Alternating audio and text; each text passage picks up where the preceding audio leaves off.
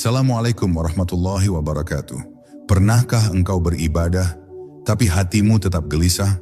Pernahkah engkau sujud, namun jiwamu terasa kosong? Kita menyebut nama Allah setiap hari, tapi mengapa hidup masih terasa jauh darinya? Mungkin karena ibadah kita hanya sampai di bibir, belum menyentuh hati. Kita berzikir tanpa sadar, kita berdoa tanpa hadir. Dan di sanalah rahasia terbesar tersimpan, bahwa ibadah yang tidak mengubah akhlak hanyalah gerakan tanpa ruh, doa tanpa nyawa. Malam ini, mari kita selami kedalaman makna ibadah sejati. Ibadah yang menghidupkan jiwa, melembutkan hati, dan menuntun kita pulang kepada Allah. Bersiaplah, perjalanan ini akan mengguncang kesadaranmu. Bab 1. Ibadah yang tak menyentuh akhlak.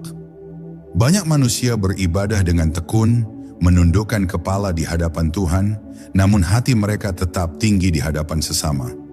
Mereka sujud dengan tubuhnya, tetapi tidak dengan jiwanya. Ibadahnya menjadi rutinitas yang indah di mata manusia, namun kosong di hadapan langit. Sebab ibadah sejati bukanlah pada banyaknya gerakan, bukan pada lamanya berdiri, tetapi pada seberapa dalam ia menundukkan ego di hadapan Allah. Bila solat tak menjadikan kita lembut, bila zikir tak membuat kita sabar, maka kita hanya sedang bermain dalam bentuk ibadah, belum menyentuh ruhnya. Ibadah tanpa akhlak ibarat wadah tanpa isi, bergema indah namun tak memberi kesejukan bagi siapapun yang mendengarnya.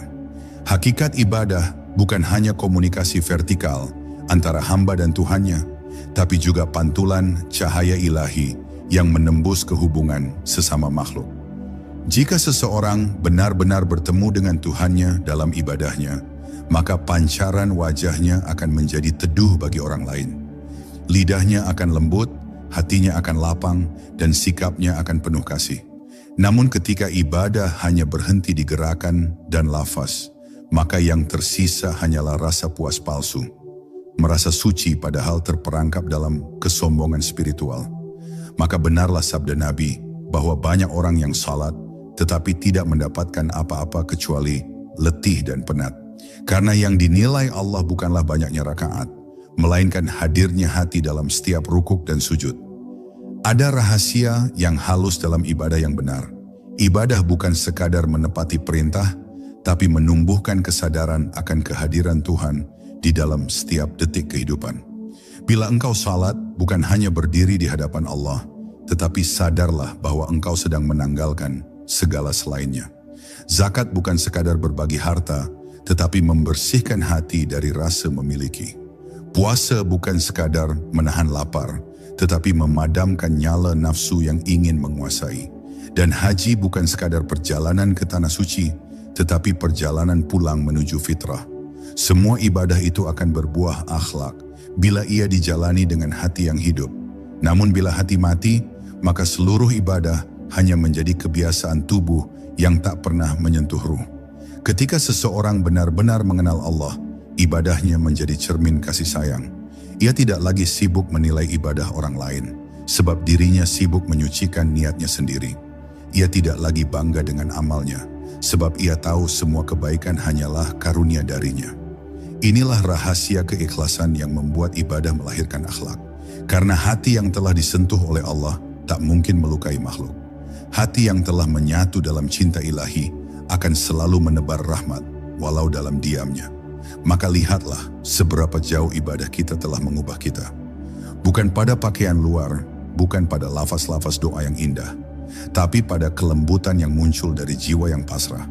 Ibadah yang tidak mengubah akhlak adalah tanda bahwa kita belum benar-benar bertemu dengan Tuhan dalam ibadah itu. Kita mungkin sudah datang ke masjid, namun hati kita belum pernah sampai ke hadiratnya. Kita mungkin telah menunaikan kewajiban, namun belum menghadirkan kesadaran. Maka janganlah puas dengan bentuk, kejar substansinya. Jangan berhenti pada gerak, tembuslah makna. Sebab yang dicari Allah bukanlah sujud kita, tapi tunduknya hati kita. Bukan suara zikir di bibir, tapi bisikan cinta dalam dada. Dan hanya ketika ibadah telah menyalakan cahaya akhlak, barulah ia menjadi ibadah yang hidup, ibadah yang menghidupkan. Bab 2, ketika ibadah hanya menjadi kebiasaan. Ada saat di mana ibadah berhenti menjadi jalan menuju Allah dan berubah menjadi rutinitas yang hampa makna. Lidah mengucap doa, tapi hati mengembara entah kemana. Tubuh sujud, tapi kesadaran tetap berdiri sombong di hadapan dunia. Inilah saat ketika ibadah kehilangan ruhnya, berubah menjadi kebiasaan yang sekadar menggugurkan kewajiban. Padahal hakikat ibadah adalah perjalanan menuju kesadaran, bukan sekadar pengulangan tanpa makna. Bila engkau salat setiap hari, namun hatimu tetap gelisah, mudah marah, dan penuh keluh, maka ketahuilah engkau belum benar-benar salat. Karena salat seharusnya menenangkan, bukan membebani, menundukkan, bukan meninggikan. Maka renungkanlah, kepada siapa sebenarnya engkau bersujud? Setiap gerakan dalam ibadah sesungguhnya adalah simbol perjalanan jiwa. Takbir adalah penyerahan total, rukuk adalah kerendahan, sujud adalah kematian ego, dan salam adalah kebangkitan dalam kedamaian. Namun bila semuanya hanya dilakukan dengan tubuh tanpa kesadaran, maka ibadah kehilangan maknanya yang paling dalam. Banyak orang mengira dirinya telah dekat dengan Allah karena sering beribadah, padahal yang ia dekati hanyalah bayangan dirinya sendiri. Rasa puas, rasa benar, rasa suci. Ibadah tanpa ruh adalah cermin yang berdebu. Engkau berkaca padanya tapi tak melihat wajahmu yang sejati.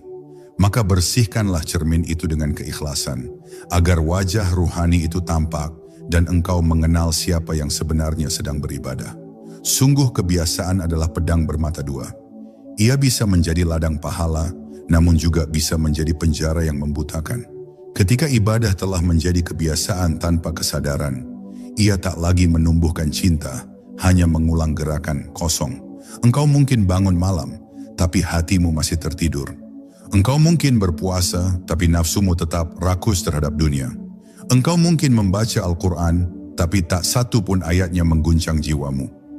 Maka berhentilah sejenak, rasakan napasmu saat engkau mengucap nama Allah. Biarkan setiap sujud menjadi ruang sunyi tempat engkau benar-benar hadir.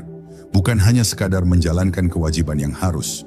Ibadah yang sejati menuntut kesadaran, bukan kebiasaan. Ia meminta kehadiran hati di setiap lafaz dan gerak. Hati yang hadir akan mendengar suara Allah bahkan di tengah diam. Namun hati yang lalai, walau ribuan kali menyebut namanya, tak akan pernah mengenalnya. Ketika ibadah hanya menjadi rutinitas, maka yang lahir adalah kesombongan terselubung. Merasa cukup, merasa selamat, padahal jauh dari makna. Allah tidak butuh ibadahmu, tapi engkaulah yang butuh untuk mengenalnya melalui ibadah itu. Maka jangan biarkan ibadahmu menjadi dinding antara engkau dan Dia.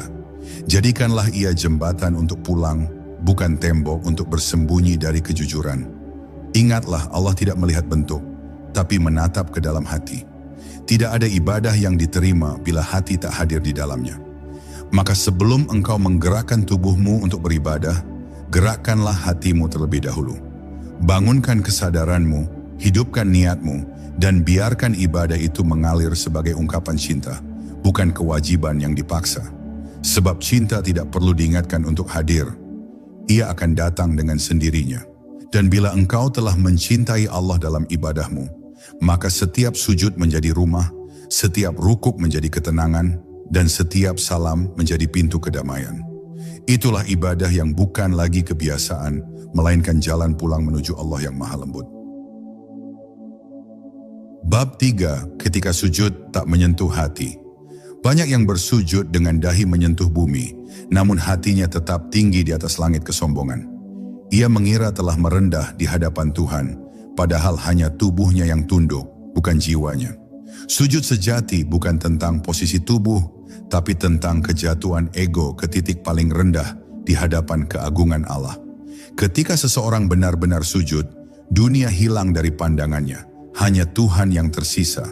Tidak ada lagi aku, tidak ada lagi kebanggaan. Yang ada hanya kesadaran bahwa semua milik Allah dan semua kembali kepadanya. Namun bila sujud hanya menjadi formalitas, maka ia tak lebih dari gerakan tanpa makna. Seperti daun yang jatuh tanpa pernah menyentuh tanah rahmat. Sujud seharusnya menyalakan cahaya di hati, bukan sekadar menambah hitungan amal. Sujud adalah bentuk cinta yang paling dalam. Ia adalah cara roh berbicara tanpa suara. Dalam sujud yang hakiki, air mata bukan sekadar emosi, tetapi pancaran jiwa yang tak kuasa menahan kerinduan kepada Tuhannya. Ia menangis bukan karena takut neraka, tapi karena rindu kepada kasih yang tiada batas. Di titik itu, sujud bukan lagi kewajiban, melainkan kebutuhan. Ia menjadi napas, menjadi istirahat bagi hati yang letih mencari makna di dunia yang semu. Maka tanyakan pada dirimu, apakah sujudmu telah menjadi tempat pulang bagi jiwamu, atau hanya menjadi kebiasaan yang kau jalani tanpa rasa? Sujud yang tidak menyentuh hati akan melahirkan kesalehan yang kering, kesalehan yang sibuk menunjukkan, bukan menyembunyikan. Orang yang belum benar-benar sujud akan mencari pengakuan manusia, bukan ridha Tuhan. Ia bangga karena banyak beribadah, tapi mudah tersinggung bila tak dihormati. Ia rajin di masjid, tapi keras di rumah. Ia fasih dalam doa, tapi kaku dalam kasih. Inilah tanda bahwa sujud belum masuk ke dalam hati. Sebab sujud sejati melahirkan kerendahan yang lembut, bukan keangkuhan yang berbalut ibadah. Semakin seseorang mengenal makna sujud, semakin kecil dirinya di hadapan makhluk, dan semakin besar rasa hormatnya pada ciptaan Tuhan. Sujud adalah cermin kejujuran. Dalam sujud, semua topeng runtuh, semua peran dunia hilang. Tidak ada pangkat, tidak ada nama, tidak ada pujian, hanya hamba dan Tuhannya. Namun banyak yang takut untuk benar-benar sujud dalam makna itu. Karena sujud sejati memaksa kita melihat betapa kecilnya diri. Ia membunuh ego yang selama ini kita bela. Ia menelanjangi kesombongan yang kita rawat. Tapi justru disitulah keindahan sujud. Ia menyakitkan bagi ego, tapi menyembuhkan bagi jiwa. Ia memadamkan keakuan, tapi menyalakan ketenangan yang tak bisa dijelaskan dengan kata. Maka barang siapa yang ingin menemukan kedamaian sejati, belajarlah untuk sujud dengan hati yang hidup. Karena hakikat sujud bukan hanya menundukkan kepala, tetapi menyerahkan seluruh rasa memiliki. Sujud bukan hanya menempelkan dahi di bumi, tetapi menempatkan diri di hadapan Tuhan dengan penuh kehinaan yang indah. Disitulah letak kemuliaan hamba, bukan pada tingginya jabatan, tapi pada dalamnya sujud. Bila sujudmu belum mengubah hatimu, ulangilah, bukan dengan gerakan, tapi dengan kesadaran. Hadirkan dirimu seolah itu sujud terakhir dalam hidupmu. Rasakan bumi yang kau sentuh sebagai rahim yang akan memeluk jasadmu kelak. Dan ketika engkau bangkit dari sujud itu, biarkan hatimu lahir kembali, bersih, lembut, dan penuh cahaya ilahi. Itulah sujud yang menyentuh hati, sujud yang menghidupkan ruh, sujud yang dikenal oleh Allah sebelum engkau sempat menyebut namanya. Bab 4, ketika zikir tak lagi menggetarkan jiwa. Banyak lidah yang sibuk menyebut nama Allah, namun hatinya tetap sunyi. Suara zikir bergema di bibir, tapi tak ada getar di dada. Orang menyangka bahwa dengan banyak menyebut nama Tuhan, ia telah dekat kepadanya. Padahal bisa jadi ia hanya mengulang huruf tanpa ruh. Zikir sejati bukan sekadar bunyi, tapi kesadaran yang hadir dalam setiap hembusan napas. Ia bukan diucapkan oleh lidah semata, tapi dirasakan oleh jiwa yang telah tenggelam dalam kehadirannya. Ketika seseorang benar-benar berzikir, dunia seakan berhenti berputar. Yang tersisa hanyalah keabadian dalam nama Allah. Namun bila zikir hanya menjadi rutinitas tanpa kesadaran, maka ia hanyalah gema yang hilang di udara, tanpa pernah mengetuk pintu langit. Zikir adalah jembatan menuju keheningan batin. Ia mengikis lapisan-lapisan gelap yang menutupi cahaya ruhani. Namun banyak yang berzikir dengan tujuan duniawi, agar hati tenang, agar urusan mudah, agar rezeki lancar. Padahal zikir sejati bukan untuk meminta, tapi untuk mengingat. Bukan untuk memperoleh sesuatu, tapi untuk kembali kepadanya. Orang yang benar-benar berzikir tidak lagi menimbang manfaatnya. Sebab bagi mereka, mengingat Allah adalah kebahagiaan itu sendiri.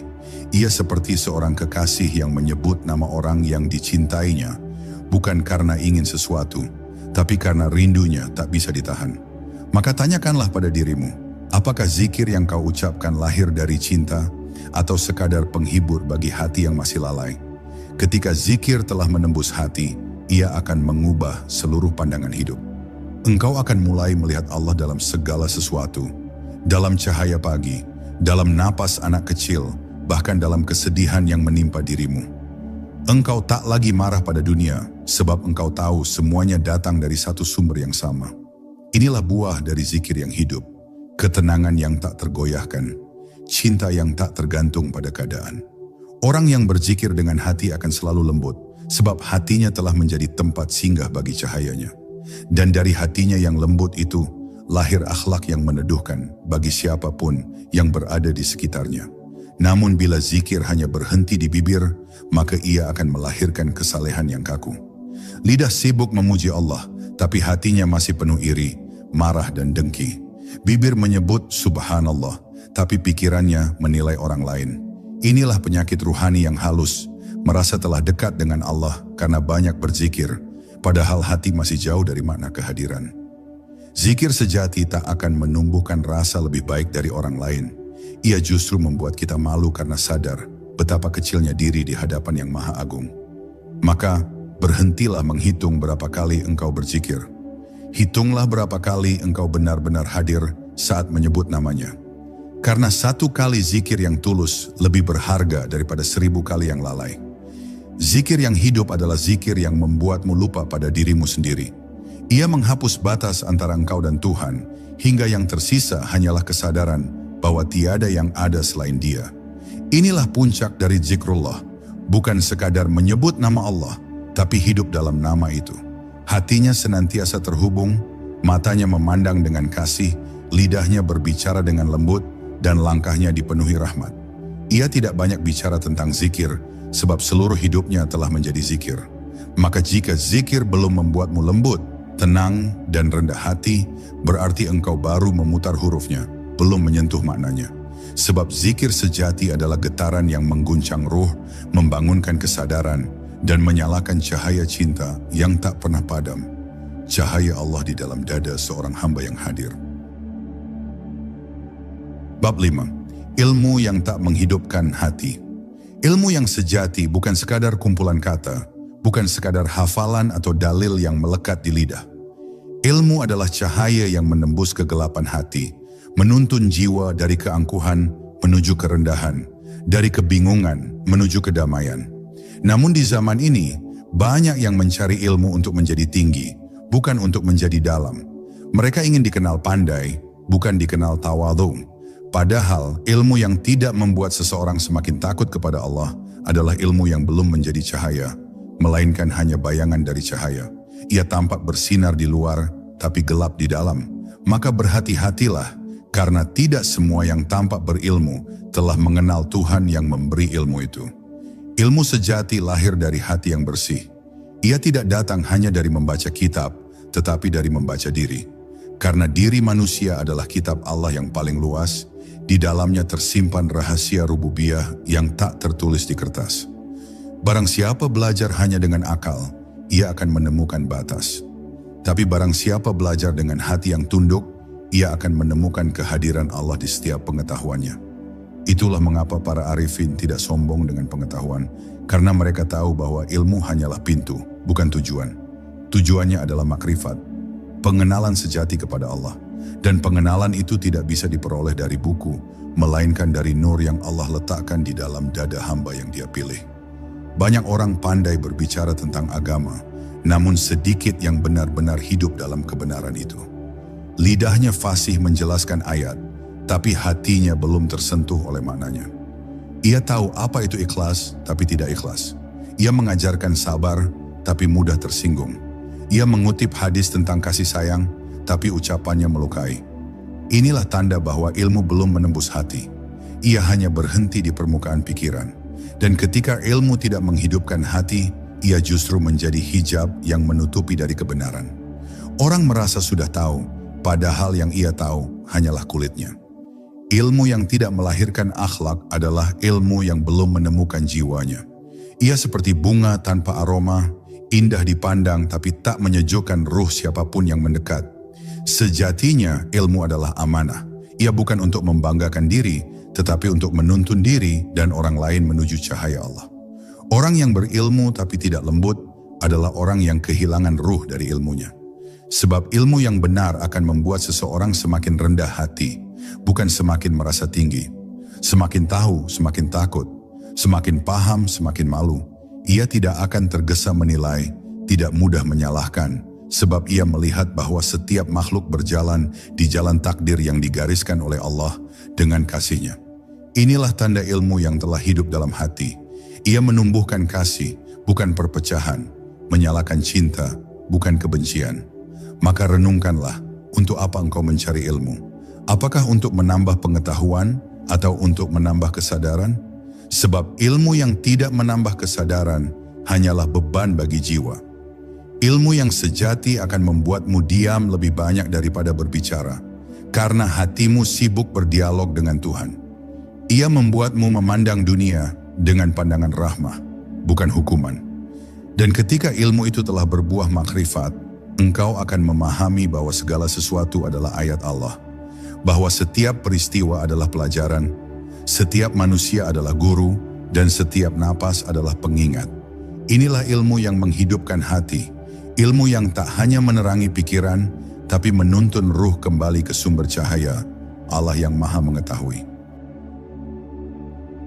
Bab 6. Ketika amal tak menumbuhkan cinta. Amal yang sejati bukan sekadar tindakan, melainkan pancaran cinta dari hati yang mengenal Tuhannya.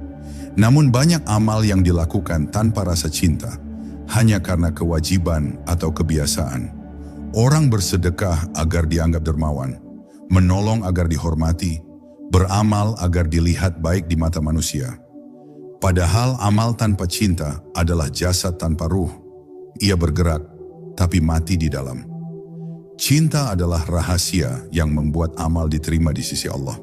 Bila cinta tidak menyertai amal, maka amal itu hanya menjadi catatan di dunia, bukan cahaya di akhirat. Maka jangan tanya seberapa banyak amalmu, tapi tanyalah, seberapa besar cinta Allah yang hadir dalam setiap amalmu? Karena satu amal kecil yang dilakukan dengan cinta lebih agung di sisi Allah daripada 1000 amal besar yang dilakukan demi nama. Cinta kepada Allah adalah bahan bakar dari seluruh amal kebaikan. Ia menjadikan amal bukan lagi kewajiban, melainkan kebutuhan. Orang yang mencintai tidak merasa berat untuk berbuat baik, sebagaimana kekasih yang tidak lelah memberi tanpa dihitung. Bila hatimu mencintai Allah, engkau akan menemukan nikmat dalam ketaatan, bukan keterpaksaan. Sujud menjadi kelegaan, sedekah menjadi kebahagiaan, menahan amarah menjadi kemenangan. Namun bila amal dilakukan tanpa cinta, maka yang terasa hanya lelah. Tidak ada kehangatan, tidak ada rasa dekat, hanya kewajiban yang dijalankan demi takut atau malu. Maka berhentilah sejenak dari amal yang sibuk, mengejar pahala, dan tanyakan kepada hatimu, adakah cinta di sana? Sebab amal tanpa cinta tak akan pernah sampai ke hadirat Allah. Cinta adalah ruh dari setiap amal saleh. Ia membuat amal menjadi hidup, bergetar dan bersinar. Tanpa cinta, amal menjadi kering dan penuh perhitungan. Orang yang beramal karena cinta tak peduli apakah orang tahu atau tidak, karena tujuannya bukan pujian, melainkan pertemuan dengan Tuhannya. Ia memberi tanpa mengingat, melupakan kebaikan yang telah ia lakukan, karena hatinya telah larut dalam kasih Allah. Ia tidak mencari balasan, sebab baginya bisa beramal saja sudah menjadi karunia. Inilah tanda cinta yang sejati, tidak menuntut, tidak mengharap, hanya ingin menjadi alat kasih Tuhan di dunia. Maka siapapun yang merasakan cinta dalam amalnya akan selalu lembut, sebab ia tahu bahwa semua kebaikan berasal dari Allah, bukan dari dirinya. Namun ketika cinta hilang dari amal, yang lahir adalah kesombongan spiritual. Orang merasa tinggi karena amalnya, merasa lebih suci dari yang lain. Ia berbuat baik, tapi hatinya menghakimi. Ia memberi, tapi dalam diamnya ia berharap dibalas. Ia menolong, tapi hatinya menyimpan rasa ingin dihormati. Inilah penyakit halus yang membuat amal kehilangan ruhnya. Penyakit yang membuat kebaikan berubah menjadi ujian bagi jiwa. Amal yang tidak menumbuhkan cinta hanya akan mempertebal ego, bukan menumbuhkan kerendahan. Padahal semakin tinggi seseorang dalam cinta kepada Allah, semakin rendah ia merasa di hadapan makhluk. Karena ia tahu, semua amal hanyalah cara Allah meminjam tangannya untuk menebar kasih di bumi. Maka jika engkau ingin amalmu diterima, tanamlah cinta di dalamnya. Jangan beramal karena ingin sesuatu dari Allah, tapi karena ingin bersama Allah. Biarkan setiap kebaikan menjadi persembahan, bukan perhitungan. Ketika engkau menolong, rasakan bahwa Allah sedang menolong melalui dirimu. Ketika engkau memberi, sadari bahwa itu bukan hartamu yang keluar, melainkan cinta Allah yang mengalir melalui tanganmu. Dengan begitu, amalmu menjadi doa yang hidup, zikir yang bergerak, cinta yang nyata. Itulah amal yang menumbuhkan cinta. Amal yang tidak sekadar mengubah dunia, tetapi mengubah dirimu menjadi cermin kasih ilahi di tengah kehidupan. Sebab 7, ketika hati tidak lagi mengenal rasa syukur. Ada waktu di mana hati menjadi kering, bukan karena kekurangan nikmat, tetapi karena kehilangan rasa syukur. Lidah masih mampu mengucap Alhamdulillah, namun hati tidak lagi bergetar. Kita melihat karunia Allah setiap hari, namun mata batin telah buta oleh kebiasaan. Nikmat yang dahulu membuat kita tersenyum kini dianggap biasa, bahkan dilupakan. Inilah tanda bahwa hati mulai tertutup oleh debu kelalaian, terlalu sibuk menghitung yang belum dimiliki, hingga lupa mensyukuri yang telah ada. Syukur bukan sekadar ucapan, ia adalah kesadaran bahwa setiap napas, setiap detik, dan setiap denyut kehidupan adalah karunia yang tak terhitung.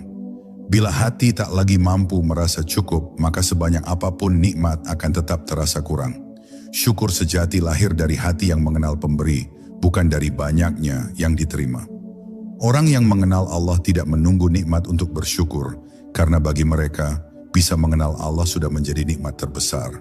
Ia bersyukur bukan hanya saat diberi, tapi juga ketika diambil, karena ia tahu setiap keadaan membawa hikmah yang menyembunyikan kasih. Ketika Allah memberi, ia tersenyum. Ketika Allah menahan, ia tetap tenang. Sebab ia tidak memandang apa yang berubah, tapi kepada siapa semua perubahan itu berasal. Inilah hakikat syukur. Bukan pada banyaknya pemberian, tapi pada luasnya kesadaran. Karena orang yang bersyukur tidak akan kehilangan apapun, sebab ia menemukan Allah di setiap peristiwa. Namun hati manusia seringkali gelap oleh keinginan yang tak berujung. Kita beribadah, tapi yang kita cari bukan ridha Allah, melainkan pemenuhan keinginan. Kita berdoa bukan untuk mendekat, tapi untuk meminta. Hingga akhirnya, ketika permintaan tak dikabulkan, kita merasa kecewa, bahkan lupa bersyukur. Padahal bisa berdoa saja sudah merupakan anugerah yang luar biasa. Bisa menyebut namanya adalah tanda bahwa dia masih mengingat kita. Tapi manusia sering lupa, karena hatinya sibuk menuntut. Maka jangan heran bila hidup terasa sempit. Bukan karena kurang rezeki, tapi karena hilangnya rasa syukur. Sebab hati yang tidak bersyukur akan selalu merasa kekurangan, meski seluruh dunia ada dalam genggamannya. Syukur adalah cermin dari cinta. Semakin besar cinta seseorang kepada Allah, semakin dalam rasa syukurnya. Ia bersyukur bahkan atas ujian, karena ia tahu bahwa di balik kesakitan ada rahmat yang mendewasakan.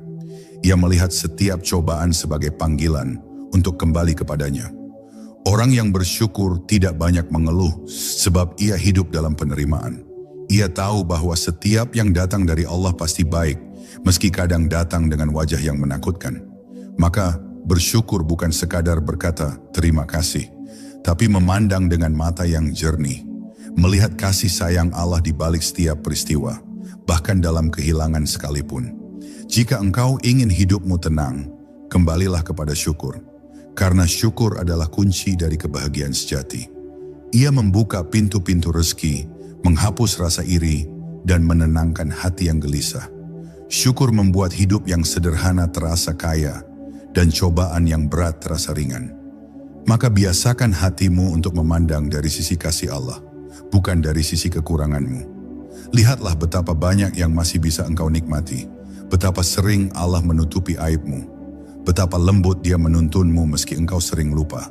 Bila kesadaran itu telah hidup, engkau akan menangis bukan karena sedih, tapi karena malu.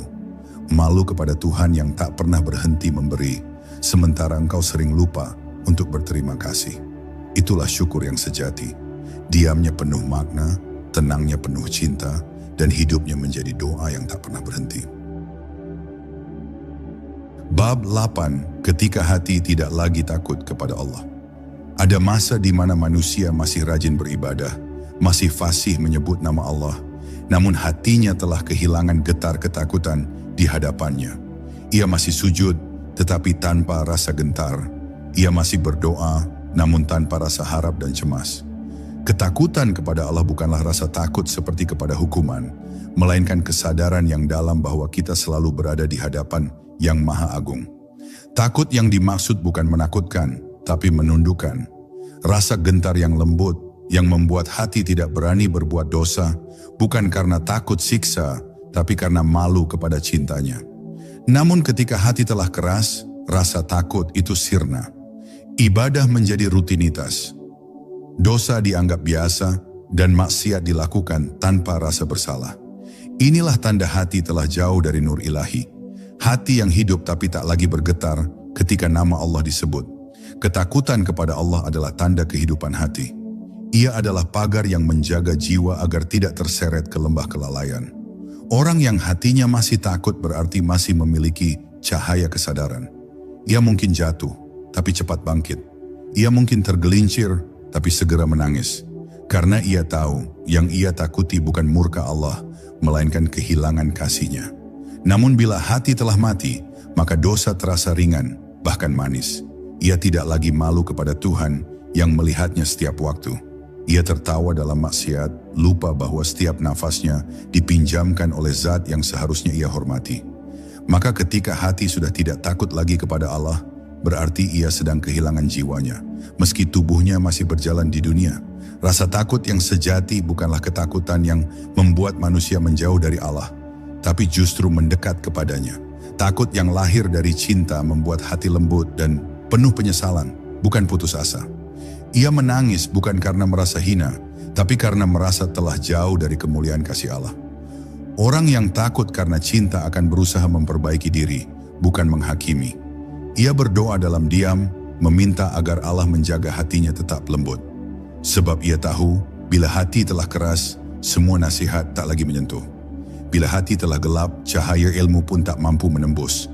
Maka ia menjaga rasa takutnya seperti menjaga api kecil di tengah badai. Dijaga, dirawat, agar tidak padam oleh kesombongan dan dosa. Namun banyak manusia kini berusaha menenangkan dirinya dengan kalimat Allah Maha Pengampun. Tapi lupa bahwa ampunan itu hanya untuk mereka yang masih memiliki rasa takut dan malu. Pengampunan Allah bukan alasan untuk lalai, tapi undangan untuk kembali. Seringkali kita terlalu sibuk meyakinkan diri bahwa Allah akan memaafkan, hingga lupa untuk merasa gentar karena telah melukai cintanya.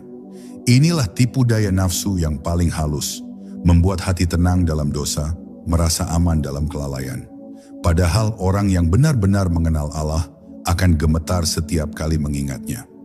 Bukan karena takut pada murka, tapi karena sadar betapa kecil dirinya di hadapan kebesarannya. Maka peliharalah rasa takut itu, karena ia adalah tanda bahwa hatimu masih hidup. Biarkan ia menjadi penjaga yang lembut di jalanmu menuju Allah. Takut yang benar akan melahirkan cinta, karena siapapun yang takut kehilangan Tuhannya, pasti akan berusaha menjaga kedekatannya. Jika engkau menangis karena merasa jauh dari Allah, ketahuilah itu bukan kelemahan, tapi kekuatan yang suci. Sebab air mata yang lahir dari takut kepada Allah adalah air mata yang akan memadamkan api neraka. Dan ketika rasa takut itu menyatu dengan cinta, maka lahirlah keadaan ruhani tertinggi, keadaan seorang hamba yang beribadah, bukan karena takut pada hukuman, tapi karena tak sanggup berpisah dari kasih sayangnya. Itulah takut yang menenteramkan, takut yang memeluk, takut yang membawa pulang jiwa menuju keabadian di sisinya. Bab 9. Ketika hati tidak lagi merasa diawasi. Ada saat di mana hati manusia menjadi lengah, merasa bebas berbuat seolah tak ada mata yang melihatnya. Ia berjalan di bawah langit Allah, namun lupa bahwa setiap langkahnya disaksikan. Ia berkata dengan ringan, bertindak dengan sembunyi, tanpa lagi merasa bahwa Allah selalu hadir di setiap ruang dan waktu. Padahal kesadaran akan pengawasan Allah, muraqabah, adalah ruh dari seluruh ibadah. Ia yang membuat amal menjadi tulus, niat menjadi lurus, dan dosa menjadi berat untuk dilakukan. Ketika hati tidak lagi merasa diawasi, maka ia akan mudah tergelincir, lidah menjadi liar, pandangan menjadi berani, dan perbuatan menjadi tanpa kendali. Inilah titik di mana manusia kehilangan rasa malu kepada Tuhannya. Ia lupa bahwa yang tersembunyi bagi makhluk tetap terang bagi Allah, yang Maha mengetahui segala rahasia. Rasa diawasi bukanlah beban, tapi rahmat. Ia bukan belenggu yang menakutkan, melainkan cahaya yang menuntun agar kita tidak tersesat.